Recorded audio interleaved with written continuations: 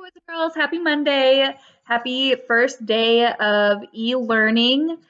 I wish we were at school right now. You couldn't have told me 3 weeks ago that this would be the situation that we're in, that we wouldn't be going back to school this year, and I'm completely devastated. I wish I could have had a better goodbye with all of you guys had I known that we wouldn't get to see each other in person for the rest of the school year. So I want to give a couple of shout outs since we have been out of school. There's been a handful of you guys who have done your assignments on iReady. Um, Hopefully, if you didn't do your iReady assignments, you were doing those physical packets that you should have gotten in the mail or that someone picked up from the school.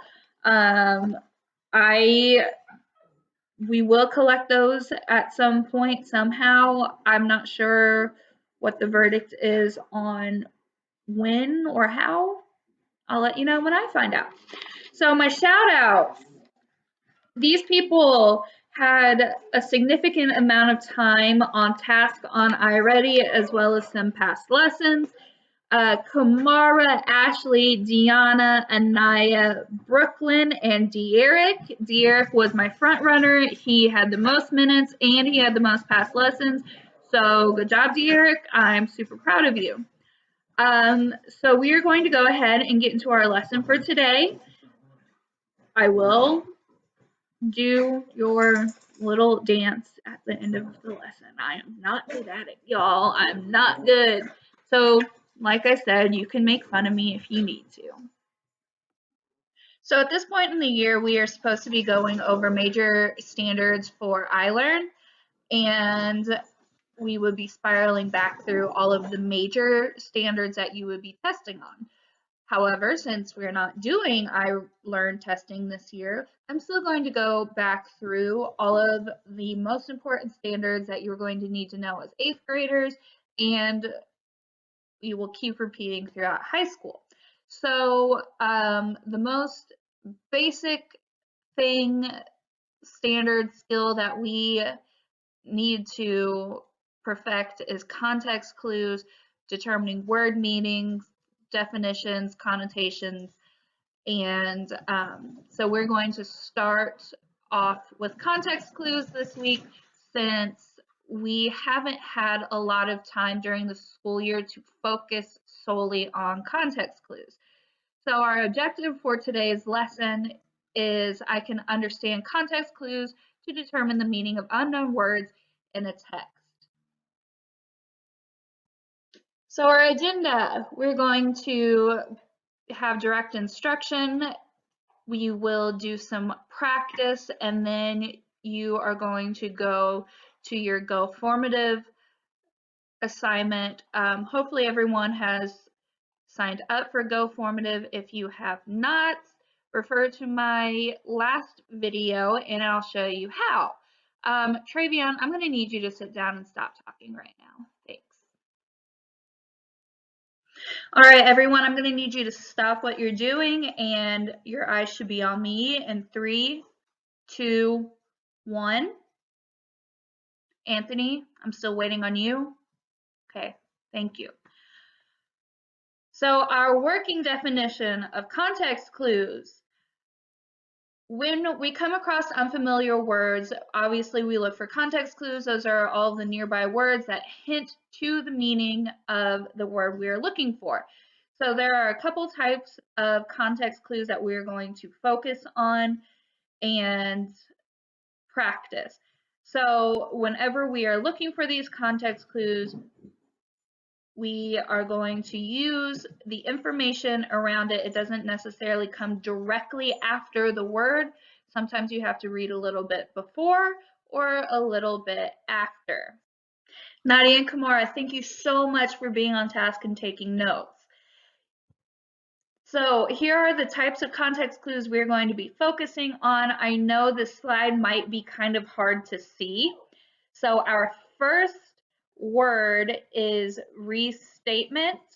So if you can't see that, the first one is restatement in that first context clues box.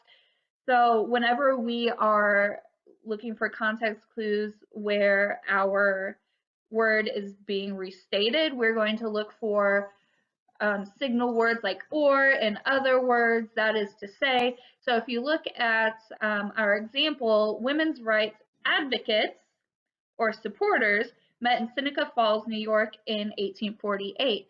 So the word was restated using a different word, supporters. So that tells me advocates means in support of something. The second word, the second type of context clue is example. Signal words to help us find that we're going to have an example is like, such as, for example, for instance, leaders often faced fierce opposition, such as name calling, disrespect, and even threats of harm. So in this example, we're given examples of opposition. So the leaders of the women's rights movement faced opposition by name calling, disrespect. Those are types of oppositions. The third context clue type is cause and effect. Signal words as a result, because, and thanks to. So our example of a cause and effect context clue: because of these leaders' efforts to gain equal rights, women secured the right to vote in 1920. So because these leaders put forth efforts, they were able to secure the right to vote. So the right to vote was one of those equal rights. So that is a cause and effect. And then the last one, comparison and contrast. Signal words also like as well. Proponents of women's rights, like those who support other causes, are committed to their beliefs. So we are given a cause, or I'm sorry, a comparison and a contrast. Proponents of women's rights who also support other causes are committed to their beliefs. So we have our comparison. So let's put this to practice. So since we can't do this part of the practice in our books, you cannot underline your answers. So if you have a sheet of notebook paper and a pencil, that would be awesome. So to do this part, all you have to do is pause the video when you're ready. So we have 4 underlined words, and you are going to use the context clues to help you determine the meaning of those words. What I need you to do is identify each phrase or word in the sentence that helps you understand what each of those words mean. So I'll read you the passage, and then you guys will pause and figure out the context clues for each of those words. Until 1920, suffrage, or the right to vote, was denied to women. Some prominent figures supported the cause. For example, the famous reformer Frederick Douglass spoke out for women's rights.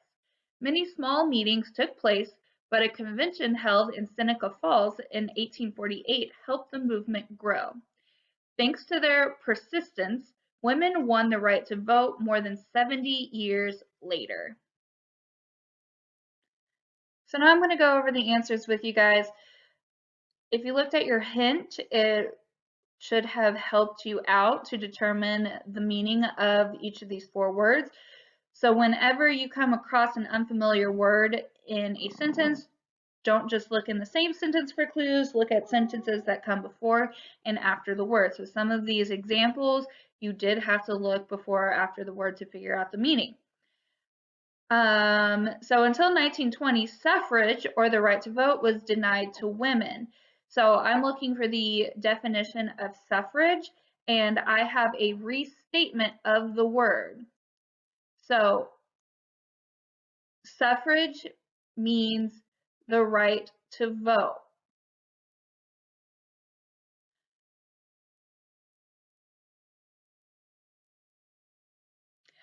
Our next word is prominent. Some prominent figures supported the cause. So in this sentence, we don't have any direct context clues. However, if you keep reading, we have an example of a prominent figure. So the famous reformer Frederick Douglass. So if someone is famous, they are an important person, and especially Frederick Douglass at the time, he was speaking out for women's rights. So a prominent figure means a famous, important person. So our context clue, famous reformer Frederick Douglass, helps us figure out that meaning. Many small meetings took place, but a convention held at Seneca Falls in 1848 helped the movement grow. So here we have the opposite meaning. We have a contrast meaning.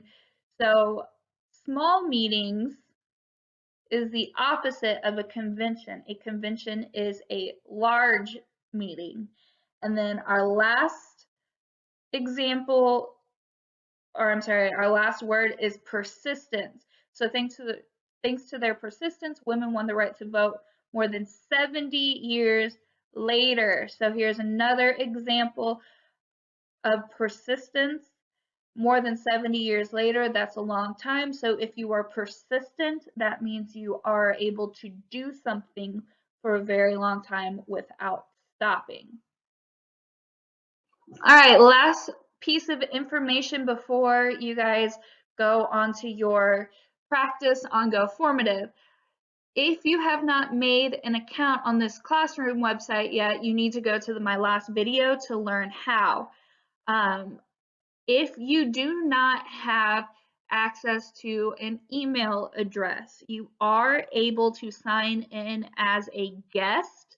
However, that takes a different join code for each assignment. So I will post the guest join codes for every assignment as well. It is a lot easier just to make your own account because all of your lessons are there automatically on your page. So in order to join as a guest, you go to goformative.com/join, and then you have your join codes for each assignment posted right here. So today's assignment, Monday, April 6th, is context clues practice. I went ahead and gave you the join code for Tuesday the 7th, context clues practice. So you could get both of these done in one sitting. You can get one done today, one done tomorrow. I'm not really concerned with when you get them done. On Friday, I will give everyone feedback for what they have done online. So we are taking grades. We are keeping track of what every individual student has done. This is our reality now, boys and girls. We are not going back to class. Class is online now.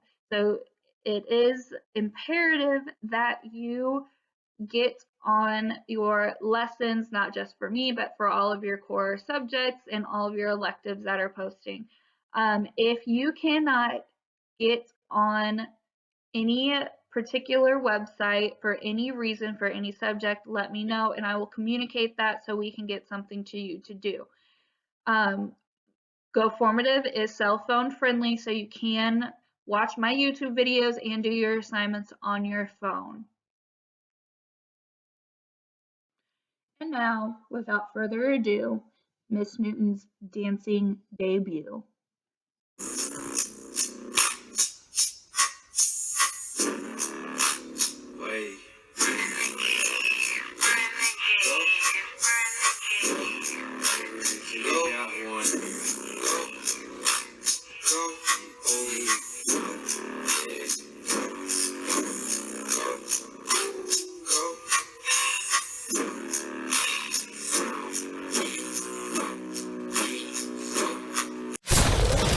All right, so I may have cheated a little bit and done it in slow motion, but you get what you get. Don't throw a fit. So I think we have everything covered for today. I hope this was entertaining and helpful and you are doing your assignments on GoFormative. I love you all. Stay updated on YouTube. Make sure whatever is left to do on iReady, you are doing it. Make sure you are doing your Lexia. Make sure you are doing everything else that your other teachers are assigning. Say bye to Otis. Bye, Otis.